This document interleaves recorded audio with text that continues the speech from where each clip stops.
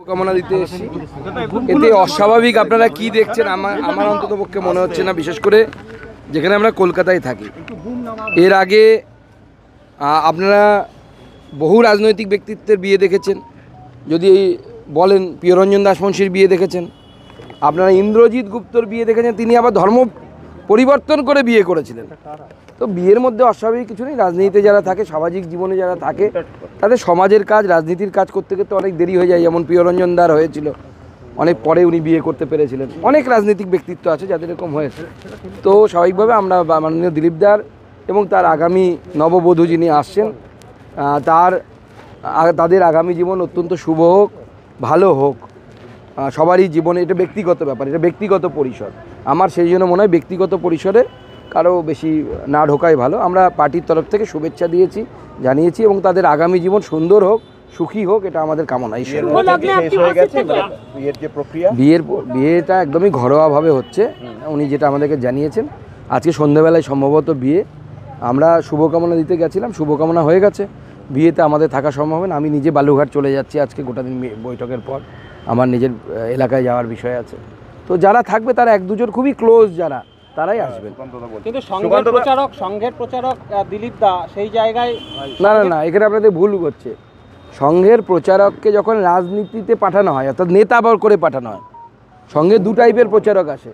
একদল নেতা হয়ে আসে, একদল সংগঠন মন্ত্রী হয়ে আসে।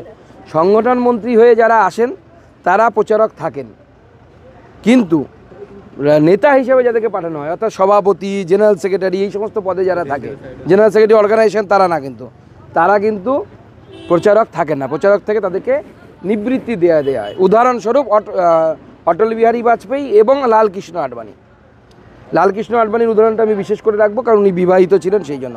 লালকৃষ্ণ আডবাণী প্রথম জীবনে সংঘের প্রচারক ছিলেন, আরএসএসের প্রচারক ছিলেন। পরবর্তী সময় তিনি রাজনৈতিক ক্ষেত্রে আসেন এবং প্রচারক জীবন থেকে মুক্তি লাভ করে তিনি বৈবাহিক জীবনে, সাংসারিক জীবনে ঢোকেন। এটা সংঘের সিস্টেম। সংঘের বহু প্রচারক আছেন যারা প্রচারক থেকেছেন, তারপরে তারা সাংসারিক জীবনে প্রবেশ করেছেন। উদাহরণস্বরূপ আমার এপিএস অজয় সরকার, সেও সংঘের প্রচারক ছিলেন এক সময়, পরবর্তীকালে পারিবারিক জীবনে প্রবেশ করেছেন। কারা এলেন সুকান্ত দা আপনারা এখনো পর্যন্ত?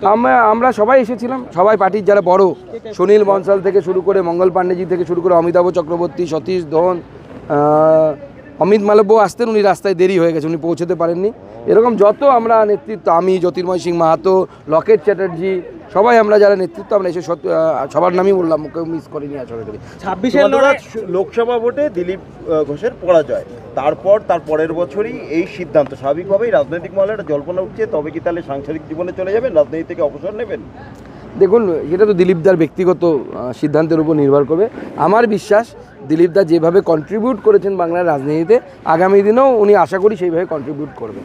সুকান্ত দা, বিয়ের ব্যাপারে আপনি সিনিয়র, দিলীপদাকে কি বলে এলেন বলুন তো? না, দেখুন, দিলীপদা আমাদের সকলের শ্রদ্ধেয় এবং সিনিয়র। স্বাভাবিকভাবে এই বিষয়ে আমার কথা বলা সাজে না। উনি আমাদের শ্রদ্ধেয়। ওনার মাকে আমরা প্রণাম করে শুভকামনা জানালাম। ওনার মা খুব খুশি। ওনার মা আপনারা শুনেছেন নিশ্চয়ই, মায়ের জন্যই প্রায় বিয়েটা করা আর কি। তো স্বাভাবিকভাবে মাকে দেখার লোক চাই, মা এখানে এসে আছেন। উনিও খুব চিন্তায় ছিলেন যে আমার নারুকে কে দেখবে। বর্তমান প্রাক্তনকে কি উপহার দিলেন? আমি মিষ্টি, ফুল, ধুতি, শাড়ি এগুলো দিয়েছি। বিয়েতে যা দিতে হয় আর কি। এগুলো আমি বলতে পারবো না, এগুলো ব্যক্তিগত। বিয়েটা হবে আজকে, তাই? আইনি মতে এবং বৈদিক মতে দুটোই হবে। থ্যাংক ইউ, ধন্যবাদ।